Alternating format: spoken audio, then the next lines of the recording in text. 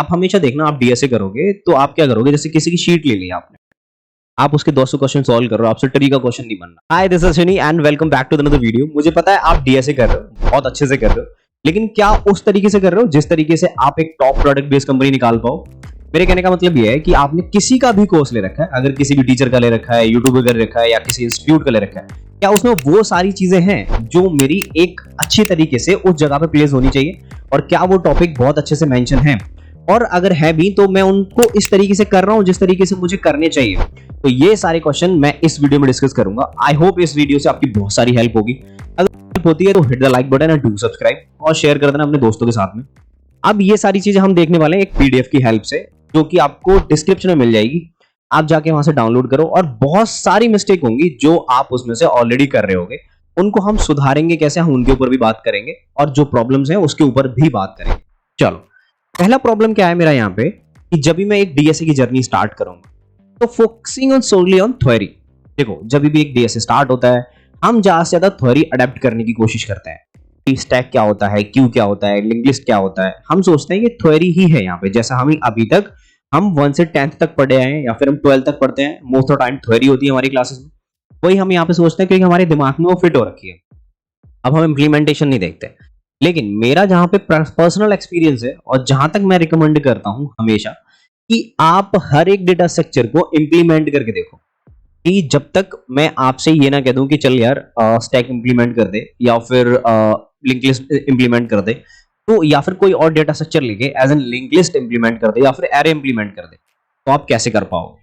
तो ये सारी चीजें होंगी आपकी सारी एक स्क्रैच इंप्लीमेंटेशन से। आपको समझ में आ रही होगी। चलो, अब बात करता हूं मैं अपने दूसरे पॉइंट की, relying on too heavily relying on memorization instead of understanding the concepts. देखो, इसकी मैं बात क्यों कर रहा हूं? जब भी मैं एक प्रॉब्लम करता हूं, आप हमेशा देखना, आप डीएसए करोगे तो आप क्या करोगे, जैसे किसी की शीट ले ली आपने, आप उसके 200 क्वेश्चन सॉल्व कर रहे हो, आपसे ट्री का क्वेश्चन नहीं बनना, अपने साइक्लिक डिपेंडेंसी रिमूव कर रही है इंग्लिश में से, वो आपने नहीं बन रही, तो आप यूट्यूब पे जाओगे, एक कंसेप्ट देखोगे, और आप कहोगे चलो मैं तो बहुत खुश हूं, ये बन गया। आपको टेस्ट केसेस रन होते हुए देखेंगे, जी आप कहोगे बहुत अच्छी बात है, मेरे से तो हो गया। लेकिन वो चीजें गलत हैं। क्यों? मैं आपको क्यों रिकमेंड नहीं कर रहा हूं वो? देखो, जब भी आप एक कंसेप्ट देखते हो, वो आपकी थिंकिंग प्रोसेस को रोक देती है। तो जब तक आपको सोल्यूशन कब तक नहीं देखना है, जब तक अब आपसे 2-3 दिन क्वेश्चन पे सॉल्व लगा दिया, मेरे से हो नहीं रहा है। ऐसा नहीं है कि आपने लगाया नहीं, आप सो जा रहे हो 2-3 दिन से, सोच रहे हो आप जाके सोल्यूशन देख लूंगा, नहीं। आपने अच्छे से उस पर काम करना है, और देखना है कि ये सारी चीजें मेरे से हो रही या नहीं हो रही है। जब जब हार मान जाओ तब जाके सोल्यूशन देख लो, क्योंकि at the end of the day मुझे तो वो देखने ही तो है, क्योंकि मैं आगे कैसे बढ़ूंगा नहीं देखूंगा तो। अब आपने वो क्वेश्चन का सोल्यूशन देख लिया, अब मैं चाहता हूं उसके 5 क्वेश्चन और लगाओ, जिससे कि आपकी वो थिंकिंग डेवलप हो कि इस क्वेश्चन में किस तरीके का कंसेप्ट लग रहा है। चलो, अब मेरी जो तीसरी पॉइंट है वो है skipping practice not solving the enough problem. ये बहुत हो रहा है आज। क्यों हो रहा है? देखो, अगर आप YouTube पे सर्च करोगे, गूगल पे सर्च करोगे, आपको किसी न किसी की शीट मिल जाएगी, आपको शॉर्टकट मिल जाएगा। डीएससी के लिए प्रिपेयर, आप एसडी के लिए प्रिपेयर कर रहे हो, आप सॉफ्टवेयर इंजीनियरिंग के लिए प्रिपेयर कर रहे हो, आपको एक शॉर्टकट मिल जाएगा। हर एक यूट्यूबर ने, हर एक इंस्टीट्यूट ने अपनी एक शीट दे रखी है, आपको मेहनत करने की कोई जरूरत ही नहीं है। और ये बहुत, देखा जाए तो थोड़ी सी गलत बात है, लेकिन थोड़ा अच्छा भी है हमारे लिए कि मेहनत नहीं करनी। तो इससे हमें थोड़ा सा नुकसान होता है। देखो, आपको 200 क्वेश्चन मिले, या 400 क्वेश्चन, या 500 क्वेश्चन मिले, आप एक टॉपिक के सपोज उसमें 50 क्वेश्चन मेंशन है, आप वही लगाओगे। लेकिन अब आपके लिए 50 क्वेश्चन इनफ हो सकते हैं, लेकिन अगर कोई और बच्चा है, लेट्स सपोज मैं हूं, मेरे लिए 50 क्वेश्चन इनफ नहीं है एक कंसेप्ट को समझने के लिए। अब देखो, इसमें वो वाली बात नहीं है कि आपको 50 क्वेश्चन में कंसेप्ट समझ में नहीं आ रहा तो आप में थोड़ा सा कम, आप कह रहे हो, किसी कहते हैं ना कि यार इतने क्वेश्चन में समझ में नहीं आ रहा है तो कम दिमाग है क्या? ऐसा कुछ नहीं है। हो सकता है कि आपकी कैचिंग पावर ज्यादा है किसी की कैचिंग पावर थोड़ी सी कम है। अब कोई एक बार सुन के समझ लेता है, कोई 2-3 बार सुन के समझता है, तो उसमें कोई बुराई नहीं है। आप अच्छे से करो जब तक आपको समझ में नहीं आता है। तो शीट लगाने के टाइम पे हम क्या समझते हैं कि 200 क्वेश्चन लगा लिए मैंने, तो अब मैं एसडी के लिए तैयार हो गया। नहीं, जब तक आपको खुद से सेल्फ कॉन्फिडेंस नहीं आ जाएगा, आप नहीं कह सकते शीट सफिशिएंट है मेरे लिए। इसलिए मैं हमेशा कहता हूं, अपने क्वेश्चंस खुद बनाओ, किसी पे रिलाई मत करो। अपने क्वेश्चंस लीड कोड पे करो, जीएफजी पे करो, जो आपको टफ क्वेश्चंस लग रहे हैं। हम करते ना पेपर टाइम पे कि मैंने सब कुछ पढ़ लिया, जो मेरे को टफ क्वेश्चंस लग रहे थे जेईई मेंस वो मैं स्टार करके रख देता था, कि फिर मैं उनको आने वाले टाइम पे करता था, क्योंकि इजी तो मैंने कर ही लिया, वो दोबारा हो जाएंगे। जो मेरे से नहीं बने उनको मैं दोबारा बनाऊंगा। तो सेम अप्रोच यहीं पे फॉलो करनी है। जीएफजी पे कर रहे हैं या लीड कोड पे कर रहे हैं, जो क्वेश्चन बन गए वो तो बन गए, वो तो मैं कभी भी बना लूंगा। अब जो मेरे को नहीं बने पहली बार में, उनको मैंने बुक मार्क कर दिया, लौट के करूंगा। जो हार्ड्स है उनको मैंने स्टार मार्क कर दिया, लिख लो कहीं पे। वही कंसेप्ट यहाँ पे फॉलो कर रहे हैं। अब आते overlooking the importance of time and space complexity. देखो, ये एक ऐसा टॉपिक है, इसको दो तरीके से समझना है। टाइम एंड स्पेस कॉम्प्लेक्सिटी बहुत ज्यादा इंपॉर्टेंट है। क्यों? जब भी कोई इंटरव्यूअर आपसे कहेगा कि कोड कर दो इस पर्टिकुलर सॉल्यूशन का, आप कोड कर दोगे, ठीक है, आपसे वो डेफिनेटली बोलेगा कि इसको ऑप्टिमाइज कर दो, आप ऑप्टिमाइज कर दोगे। लेकिन एंड में एक क्वेश्चन जरूर आएगा कि भाई इसकी टाइम कॉम्प्लेक्सिटी और स्पेस कॉम्प्लेक्सिटी क्या है। अब जब तक आपको टाइम एंड स्पेस कॉम्प्लेक्सिटी नहीं पता है, आपका वो पूरा इंटरव्यू खराब है। क्योंकि वो बंदा सोचता है कि यार इसने ना कोड तो कहीं से रट लिया होगा। अब आप टाइम एंड स्पेस कॉम्प्लेक्सिटी इतनी जल्दी रटने में नहीं आती है। हो सकता है आप डायरेक्ट लिख दो order of n square, log n, ऐसे बात नहीं बनती है। वो आपसे निकलवा लेगा कि कैसे निकालते हैं। अगर रिकर्जन की बात है तो आपसे वो पूरा बैक सब्स्टिट्यूशन मेथड लिखवा लेगा, आपसे वो मास्टर थ्योरम लिखवा लेगा कि भाई किस अप्रोच से कर रहे हो आप। इसीलिए मैं कह रहा हूं टाइम एंड स्पेस कॉम्प्लेक्सिटी बहुत ज्यादा इंपॉर्टेंट है। अब लेकिन आप कितने भी डीएसए कोर्सेज देखना कहीं पे भी किसी भी इंस्टीट्यूट का, टाइम एंड स्पेस कॉम्प्लेक्सिटी हमेशा से कम पढ़ाई जाती है, छोड़ दी जाती है, क्योंकि ये बहुत ज्यादा कॉम्प्लेक्स है। इतने पे कोई ध्यान नहीं देता। नॉर्मल नॉर्मल क्वेश्चंस करवाते हैं डीएसए के, और वही रिकर्जन के करवाते हैं। आपको लगता है वो सफिशिएंट है, लेकिन नहीं, आपको खुद से भी क्वेश्चन करने हैं, बुक लेनी है या फिर किसी यूट्यूब वीडियो से देखना है, खुद से जरूर करना है। अब दूसरे पॉइंट थे, हम कैसे समझते हैं। मैंने कहा था ना दो तरीके से समझना है।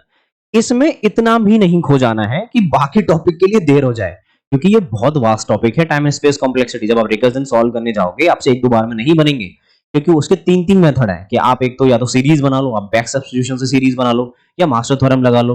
तो वो आप कोरमैन पढ़ोगे, आप एल्गोरिथम मास्टर पढ़ोगे, बहुत सारी बुक्स पढ़ोगे, आपको पता चल जाएगा। ठीक है, अब इसमें मैंने आपको दोनों तरीके से समझा दिया। अब वही चीज फिर से आ गई, solve any famous DSA sheet question. ये मैं आपको पहले भी पॉइंट पे थोड़ा सा एडजस्ट करके समझा चुका हूं कि मेरे साथ वही होता है कि जितने उस क्वेश्चन दे रखे होते हैं उस शीट में, मैं वही सॉल्व करता हूं। उतने सॉल्व नहीं करने हैं। जब तक आपको कॉन्फिडेंस नहीं आता तब तक आपको सॉल्व करते रहने हैं। चलो, अब बात आती है मेरी leaving recursion at early stage. ये बहुत बहुत बहुत बार ये गलती होती है कि मैं रिकर्जन को छोड़ देता हूं, ट्री और ग्राफ के क्वेश्चन सॉल्व करने लग जाता हूं। मुझे क्या लगता है रिकर्जन बहुत इजी है। नहीं दोस्त, आप वो डीएसए शीट से ट्री और ग्राफ के क्वेश्चन कर लोगे। मुझे पता है आप ये गलती करते हो, बिकॉज 90% बच्चे ये गलती करते हैं जो वो शीट फॉलो कर रहे होते हैं या फिर कोई पर्टिकुलर कोर्स फॉलो कर रहे होते हैं। ठीक है, यहाँ पे मैं ट्राई कर रहा हूं कि आपको थोड़ी सी गाइडेंस दे सकूं कि आप करो डीएसए शीट, आप करो एक कोर्स, लेकिन करना कैसे है वो मैं बता रहा हूं। देखो, अब आप क्या कर रहे हो कि रिकर्जन उन्होंने पढ़ाया, लेट सपोज आपने 10 वीडियो करवाई, 20-20 मिनट की या 30-30 मिनट की, किसी कोर्स खरीदा, उन्होंने कम से कम 20-25 क्वेश्चन करवा दिए।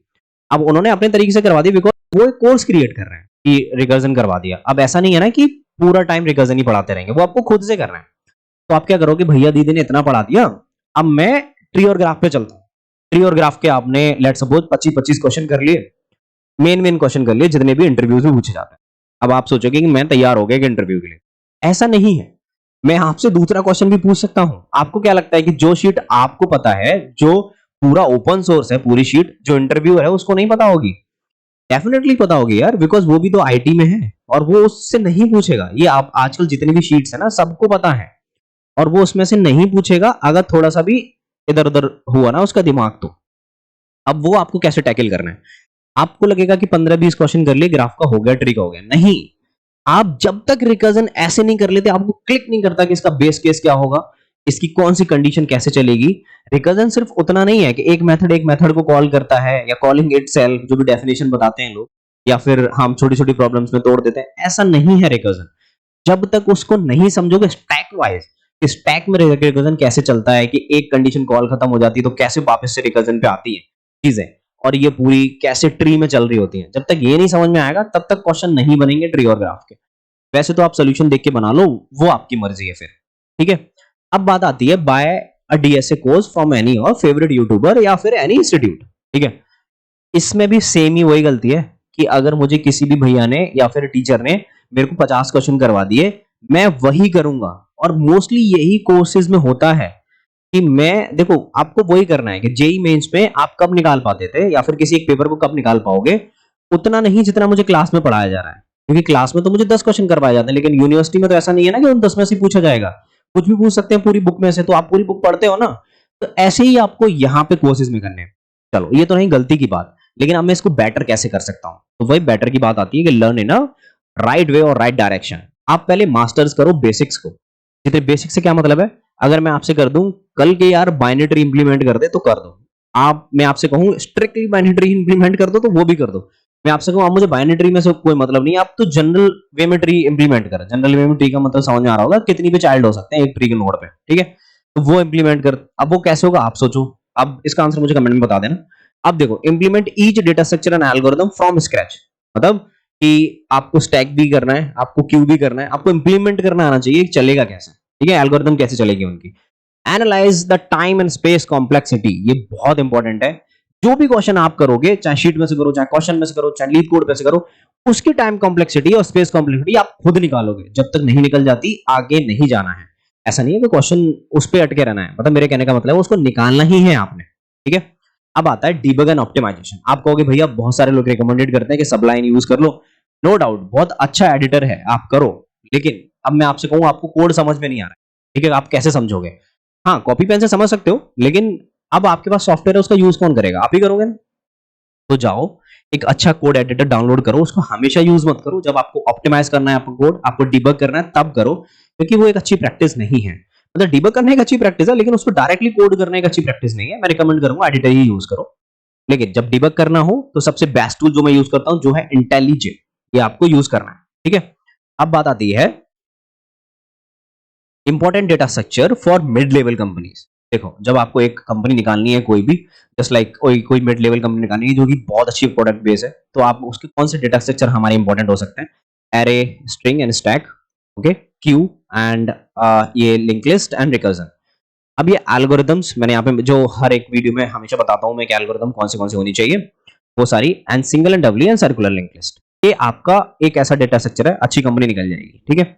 अब बात आती है कोई और टॉप लेवल की कंपनी, जो सारी कंपनीज जो आपकी ड्रीम कंपनीज होती हैं, तो ये सारे डेटा स्ट्रक्चर हम इनको बार बार रिपीट नहीं करेंगे, बट ये आप ट्री और ग्राफ उसमें मैंडेटरी हैं। आप बोलोगे भैया यहाँ पे नहीं पूछे जाते कि ट्री और ग्राफ पूछे जाते हैं, लेकिन इतने फ्रीक्वेंटली नहीं पूछे जाते, ठीक है। आप लिंक लिस्ट तक करोगे काम चल जाएगा, एल्गोरिथम आती है काम चल जाएगा, ठीक है। थोड़ा बहुत ट्री व्री आता है तो काम चल जाएगा, ग्राफ इतना नहीं पूछा जाता, लेकिन यहाँ पे मैंडेटरी है बड़ी लेवल की कंपनी निकालने के लिए। आई होप इस वीडियो से आपकी बहुत ज्यादा हेल्प हुई होगी। अगर हेल्प हुई है तो hit the like button and do subscribe. और अगर इससे कुछ भी डाउट है इस पूरे वीडियो में तो नीचे कमेंट कर दो। कुछ और डाउट है तब भी कमेंट कर दो, मैं डेफिनेटली रिप्लाई करूंगा। इससे हटके या फिर कुछ और पूछना है, आप टेलीग्राम ग्रुप ज्वाइन कर सकते हो, मैंने लिंक डिस्क्रिप्शन में दे रखा है। I will see you in next video, take care, bye bye.